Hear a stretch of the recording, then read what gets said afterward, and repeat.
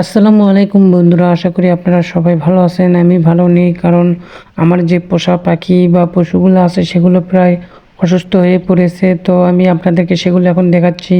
আমার যে কোয়েল পাখিগুলো আছে, এই যে কোয়েল পাখি একটা দেখতে পাচ্ছেন, এই এই কোয়েল পাখিগুলোর দুইটা মারা গিয়েছে। হাতে একটা দেখতে পাচ্ছেন, আজকে এটা মারা গেছে এবং কালকে একটা মারা গেছে।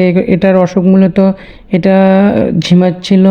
তো আগেরটাও সেই ঝিমানো রোগের কারণেই মারা গেছে। এগুলোকে আমি ট্রিটমেন্ট দিয়েছি, কিন্তু তারা সারেনি। তাও তাদের যে 60টা কিনেছিলাম, 60টার মধ্যে এখন 5টা আছে, সেই 5টাকে বাঁচানোর চেষ্টা করব। তো আপনারা আমাকে জানাতে পারেন সেই কোয়েল পাখি ঝিমানোর ওষুধ কী।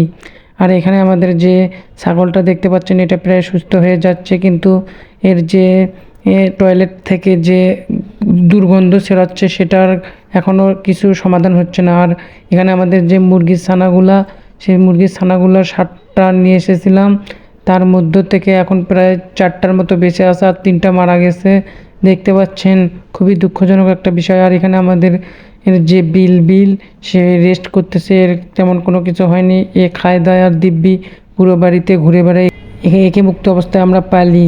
এর জন্য আপনারা দোয়া করবেন, এর যাতে কোনো অসুখ বিসুখ না হয়। সো বন্ধুরা, এর জন্য আমাদেরকে ঘাস এনে দিতে হবে। তো সেটা আমরা পরের একটা ভিডিওতে দেখাবো। সো বন্ধুরা, দেখতে পাচ্ছেন এই যে আমাদের সুপারি গাছের যে চারাগুলা, এগুলোকে আমাদেরকে বাগানের মধ্যে নিয়ে গিয়ে গাছ লাগাতে হবে ভালো করে, যাতে এগুলো বড় হয় এবং ভালো ফল দেয়।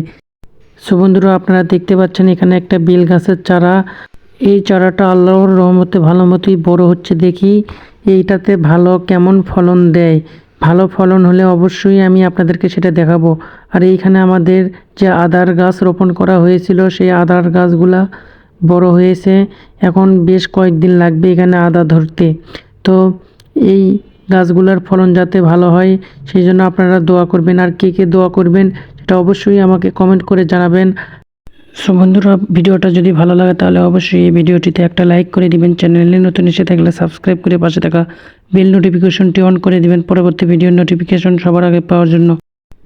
আর বাড়িতে কে কী পোষা পাখি পালন করেন সেটা অবশ্যই কমেন্ট করে জানাবেন, তাহলে আমার খুবই ভালো লাগবে যে আপনারাও পোষা পাখি পালন করেন। দেখা হবে পরবর্তী কোনো ভিডিওতে। ততক্ষণের জন্য ভালো থাকুন, সুস্থ থাকুন।